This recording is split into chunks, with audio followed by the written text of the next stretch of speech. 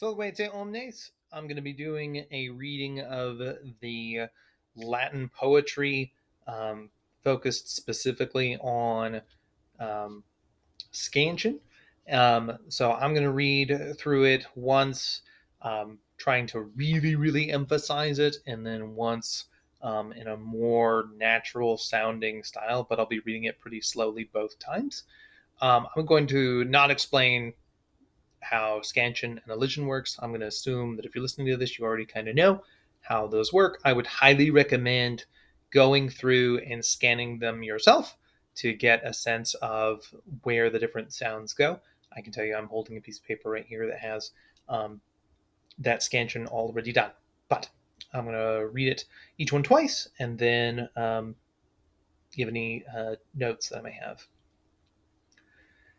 Infandum regina iubes renovare dolorem, Troiana sutopes et lamentabile regnum, eruerint Danae quae quipse miserrima vidi, et quorum pars magna fui, quis tali affando mirmidonum dolopum duri mille sulixi temperata lacrimis et iam nox humida caelo praecipitat suadentque cadentia sidera somnos. Sed si tantus amor casus cognoscere nostros, et breviter Troiae suprema audire laborem, quamquanimus meminiso reductuque refugit incipiam.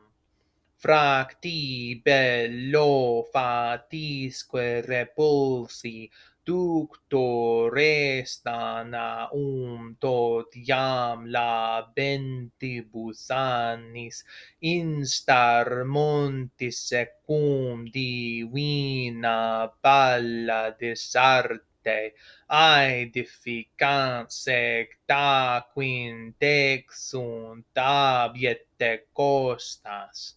Votum proreditu simulante fama vagatur. And just to make sure that there were a couple of parts I want to make sure I got right, looking back at line 10, said, si tantus amor casus cognoscere nostros.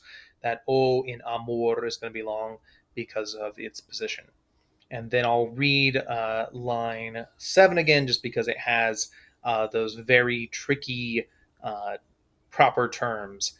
Myrmidonum dolopum duri mille sulixi.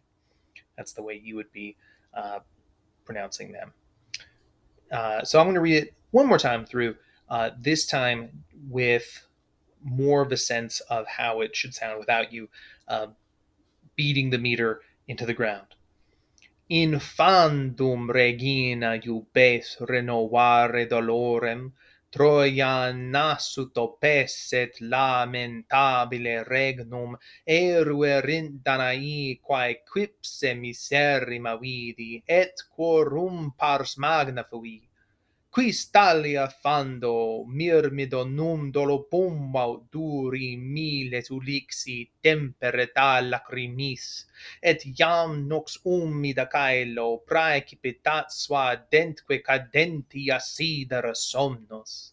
Sed si tantus amor casus cognoscere nostros, et breviter Troiae suprema audire laborem, quamquanemus memenisso reluctuque refugit incipiam.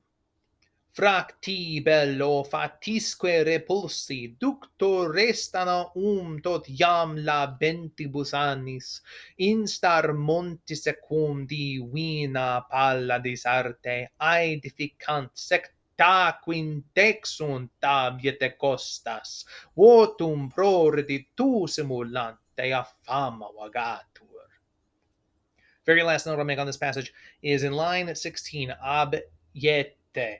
That I in abiete is going to count as a J.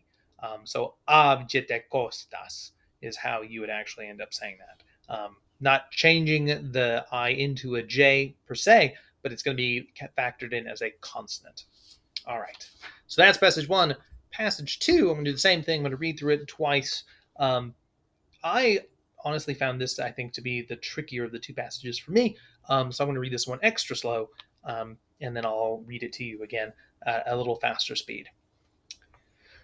Adspicitantur vis in ceptaque fila relinquit vixque manum retinens confessaque vultibus iram talibus obscuram resecutest pallada dictis.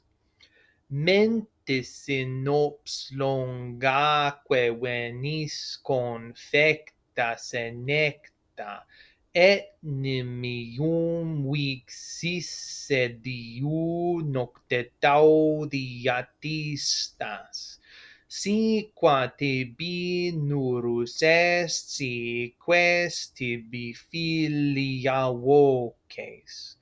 Concilii satis est in me mihi neve monendo, profe seputesse ad est sententia nobis, cur non ipsa venit, cur haec certamina vitat, tum dea venit id formamque removit anilem, pallada quexibuit venerantur numina nympae, migdoni desque nurus soles non derita virgo, sed tamen erubuit subitus quin vita notavit, ora ruborur susque vanuvit ut solitaer. I'm going to read that passage again just because I think I might have messed it up. Ora ruborur susque vanuvit ut solitaer, purpure us fieri cum prima aurora movetur, et breve post tempus candescere solis abortu. So that's the passage read through slowly.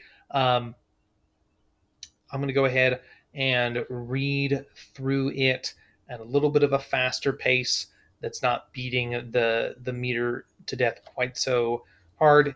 And as a reminder, if you're going to be performing either of these, that if you're pronouncing the Latin as it's meant to be pronounced, a lot of this should be somewhat natural. So let's try through this one more time. Adspicitantur vis in ceptaque fila relinquit, vixque manum retinens confessaque vultibus iram, talibus obscuram resecut est pallada dictis.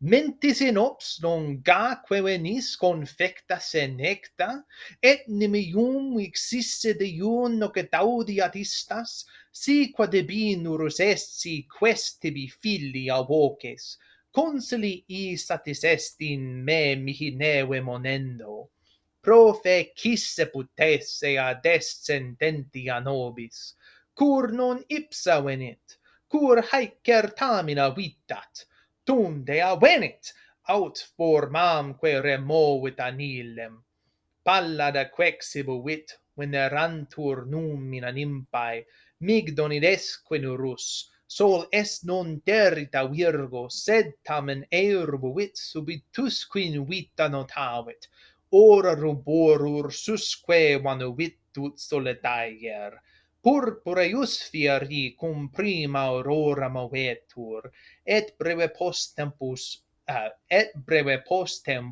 candescere solis abortu.